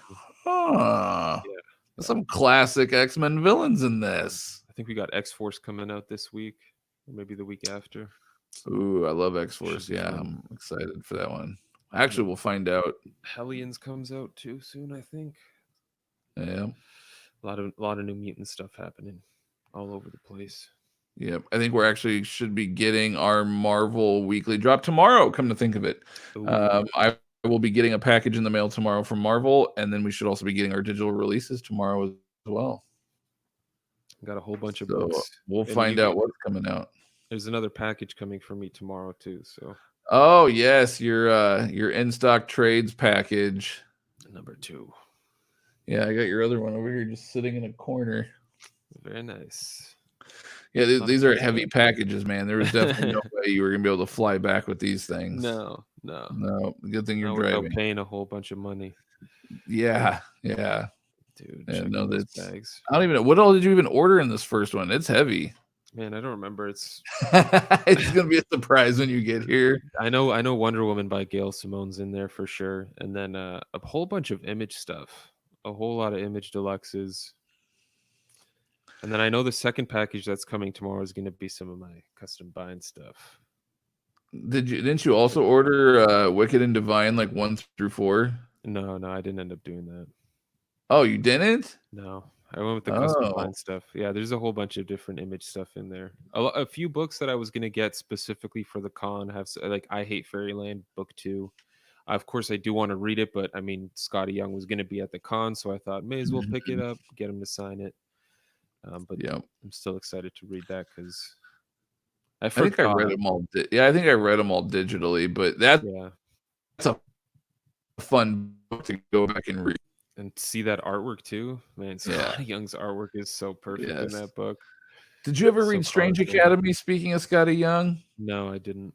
God damn, dude, it came out like 3 weeks ago.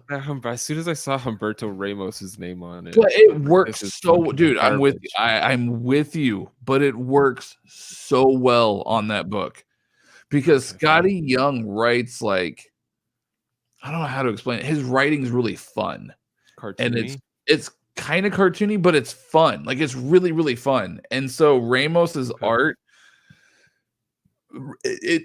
honestly, man, it really complements the book. I was the same way where I was like, God damn it, Ramos is on art, but like it does, it really really complements the book. Okay, fun. I think if you would have gone, if Scotty wouldn't have drawn it himself, and or he wouldn't have gotten Ramos, I can't think of any other artist that I feel like, oh yeah, it fits the title well. Like I don't think anybody else would be able to pull it off. I feel like it either has to be Scotty doing it himself, which would be a lot of work to write and do it, or you'd have to have someone like Ramos with that same, it's not the same art style by any stretch of the imagination, but like that kind of fun, cartoony sort of style.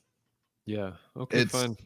It's so much fun, dude. You gotta check out Strange Academy. Maybe I'll read it when I come over. You got the physical I copy. do. Yeah, that was a book that I was not excited about reading at all when we got it. I was like, Strange Academy? And I kind of like threw it off to the side.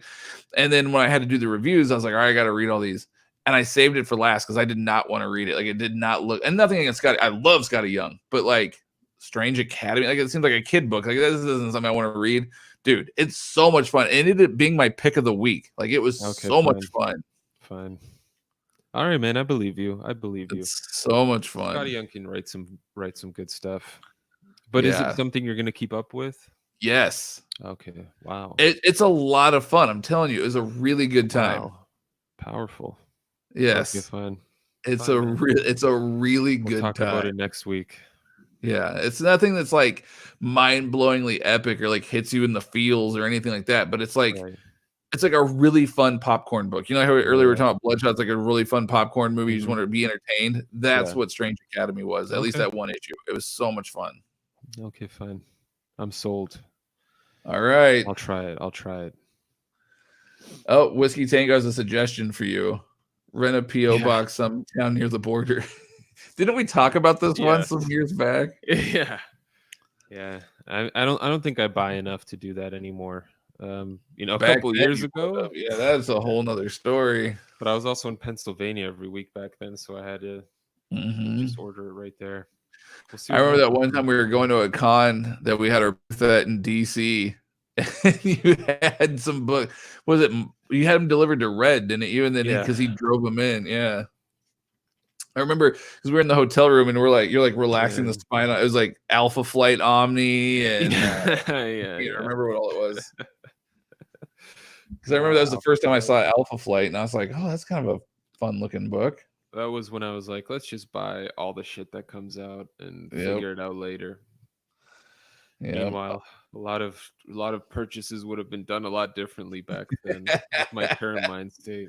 I mean, most of that stuff is gone. Like, if I look at my shelf now, I mean, most of what I'm even reading now is stuff I'm rereading and really just trying to figure out what I am going to give a shit about 5 years from now. And a lot of it is looking like DC and Image. Well, the funny thing is when you did your newest collection overview, I was like, God dang, I know he said he got rid of a lot of stuff, but it still looks like he has a lot of stuff. Like, the collection is still massive, and you're like, I got rid of a lot. And I'm like, shit, like I look at my collection and it's blatantly obvious that I got rid of a lot, and I only really kept the things that I'm gonna reread multiple times over. But that and shrunk a lot. It's the way of the world. It's the way of the road. It's all right though. It's your library. You don't need to build a library for anybody else but you. Yeah, exactly. It took me a long time to figure that out. When I first got into this, I wanted anything and everything, and I wanted to have the biggest library, and I wanted to be able to take pictures, and people like, oh, it's so cool. And then like a couple years later, I'm like, dude, this is dumb. Like nobody's gonna appreciate it. Like, you know what I mean? Like this is dumb. Like like I'm not made. If I was made out of money, sure, but I'm not. So I'm Yeah. like, this is so dumb. I need to let go of some of this stuff. And especially when I would be getting like 3 or 4 or 5 Omnis a month, it's like not only would it look weird if you brought someone in and you had like a whole wall of Omnis, they'd be like, "Oh, yeah, okay, this is your collection.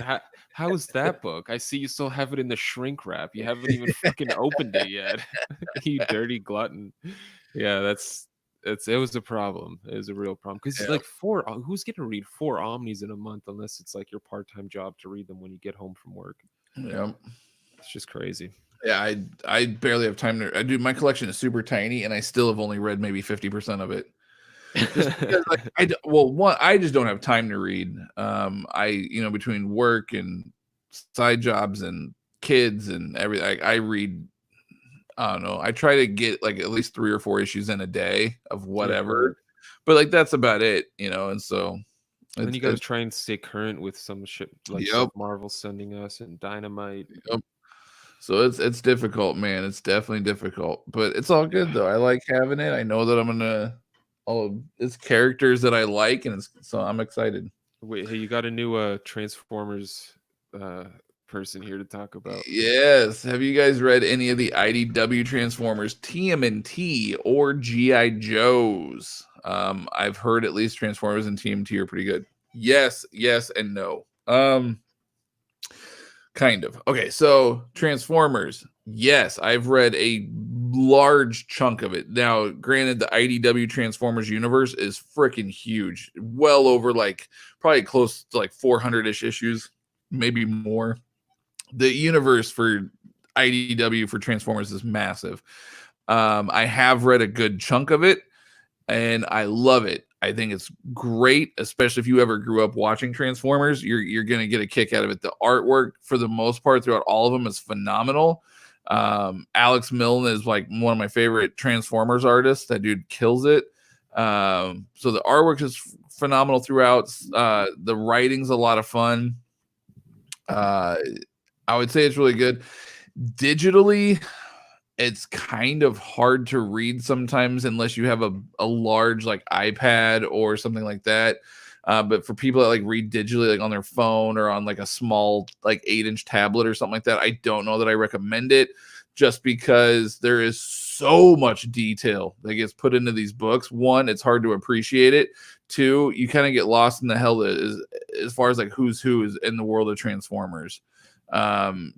People are like, I can't tell which one's Optimus and which one's Megatron, and it's like it's small, but there's so much detail. You really need to have them in physical print, which I prefer. So like they have those OHCs that you can get them in. If you read it that way, dude, they're gorgeous, absolutely gorgeous. I know some were hard to find for a while, but I think they all got reprinted. I'm not 100% sure. But no, man, it's a fun run. I actually own it all digitally now. I have a large iPad that I read on though, so it's good. I like it. Which is why I got rid of the OHCs, because I had everything digital through a really massive Humble Bundle purchase. But TMNT, Mike and I can both talk about this one. I'll let Mike take it first. Man, I love TMNT. That the reboot that Tom Waltz and Kevin Easton were doing. I mean, it's on like issue 100 at this point. I don't know. It's been going for past so long. 100.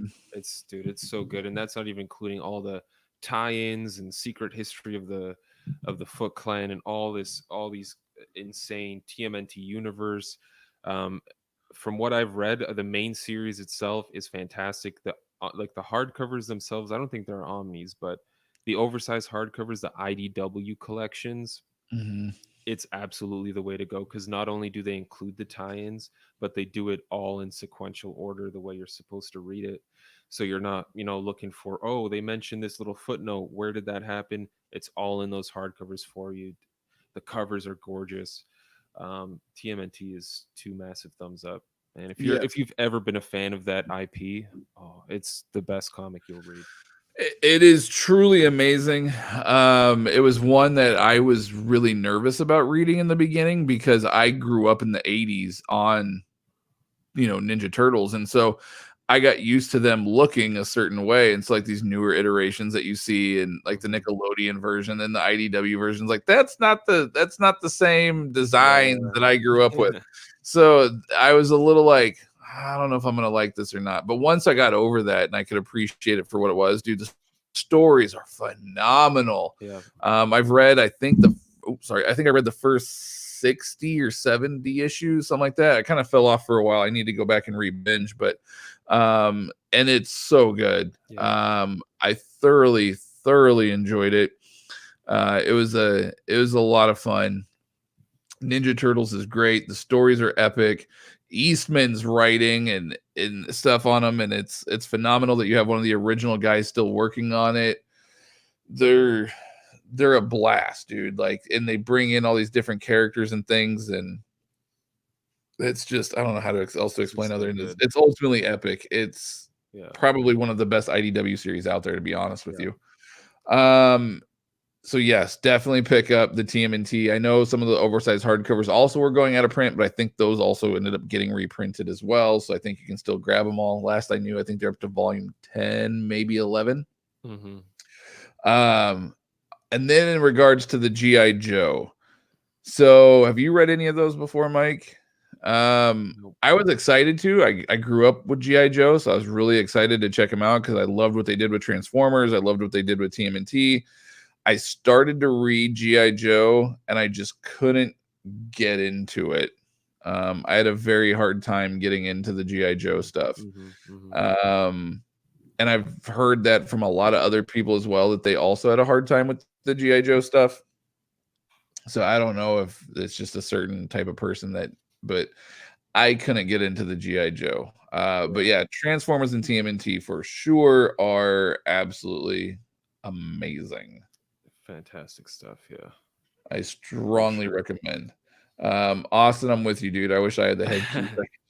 Like, I asked Mike at one point, I remember, because like he seems to remember a lot more stuff than I do. And I said, how do you retain all this stuff? Like, I have a hard time remembering what I read last week, let alone like now if I pick it up and start flipping through it again, I'll be like, oh yeah. And like I jog my memory and then I'm good, but I can't just recall things. Like, I don't know if I'm getting old or what. Mike's like, oh, lots of fish oil and vitamins and now with like whenever I'm reading something for a video, I'll write it down too, so that helps me. Like I'll just take little notes, I should remember this thing that happened, like even for like the Detective Comics arc that we talked about, I forgot to mention it, but came back now as I was looking at my notes. Like there was just a moment between Bruce and Damian where Bruce is like, hey Damian, after this, like we should probably talk. I know things haven't been great between us. So I was like, oh, look at Tomasi, letting you know that there's something going on between the two characters without, going into too much detail as to what happened, right? So yeah, writing shit down, man, it helps so much. I would forget 90% of my life otherwise. Maybe I should do that, start taking notes. For real. But yeah, I wish I had the head key. That would be that would help out so much. Power Rangers, Mr. DC Comics. Yeah, man. Boom Comics, Power Rangers, the MMPR stuff. I never bought Shattered Grid. I still do have volumes 1 and 2. They're a fun run. I actually reread them not that long ago. I still enjoyed them thoroughly. Don't get me wrong. I still enjoyed them. I enjoyed them a lot. But I think I enjoyed them less than I did the first read through. I don't know why. Sometimes I feel like when I read stuff, it just depends on the mindset that I'm in as to whether or not if I fully appreciate it or not. Sure. Sometimes it takes me like a couple of read throughs of something before I can really find an appreciation for something. I think sometimes it's just the headspace I'm in. But yeah, no, I do enjoy the Power Ranger stuff. I haven't read Shattered Grid yet, but I do enjoy the Power Ranger stuff quite a bit as well. That's another fun IP from back in the day. Those are just hella expensive, man. Those deluxes, wow. Not anymore. They've reprinted so many of them now, dude. Like you can get them for fairly cheap. Even the cover price, maybe it's just Canadian. Like there's $100 Canadian cover price for one. Oh yeah, there's 75 US. Fuck, man. Austin grew up in the 80s with the cartoons and toys, and this is the best incarnation of the Turtles. Yeah. I will have to agree as far as storytelling and that kind of fun stuff goes. I have to agree with you completely. Yeah. I do miss, the totally tubular dude. I do miss that kind of stuff from the 80s. But at the same time, as far as like storytelling goes and like having real emotion and story, and yeah, this is definitely by far the best storytelling ever as far as the Turtles. But all right, man, I think we should wrap this bad boy up. Real quick before we do, if you guys haven't already, be sure to subscribe, hit that like button as well. Really helps us out, gets you boys going up and to better places with our little channel here. For our patrons, be on the lookout for our little deluxe voting, the giveaway of the month. We're going to be putting up a little voting thing on Patreon, so be sure to get your vote in there as well, because you are going to have a chance to win it. If you guys are interested in the giveaway, you have to become a patron. Just go to patreon.com/the hardcover comic. Give us $1, give us $3, whatever it is. It gets you a chance to get a free book not free book, get a book every month. And the more money we get, the more books we're going to be giving away. So it's all just a snowball effect of awesomeness for we're you giving guys. back. So the whole point behind this is that we're gonna order the book. We're gonna review the book for the channel, so that way everybody can kind of see what the book's about, and then we're gonna do a giveaway to our Patreon subscribers, and they're gonna win that book for either $1. Like every $1 you donate gets you an entry into the giveaway. So So thank you all very much for tuning in. Yes, it's great having really appreciate it. A nice crowd. The regulars were back. Got some new folks like Whiskey Tango. Baltimore Ravens, baby. There you go. Look forward to seeing everyone again next time. It'll be Matt and I together in person, unless COVID gets crazier. Yeah. So hopefully we only have like 4 or 5 days before he heads down. Hopefully nothing gets too nuts in the meantime. Yeah. So we'll see. I saw Austin run out of toilet paper. Hopefully no one starts using Omnis. I think I've got some issues of some Rob Liefeld comments here. So worst comes to worst, otherwise it's shit to shower for me once we run out of toilet paper. But all right, everyone. Thanks have a good night. Thank you. Stay classy. Whoa.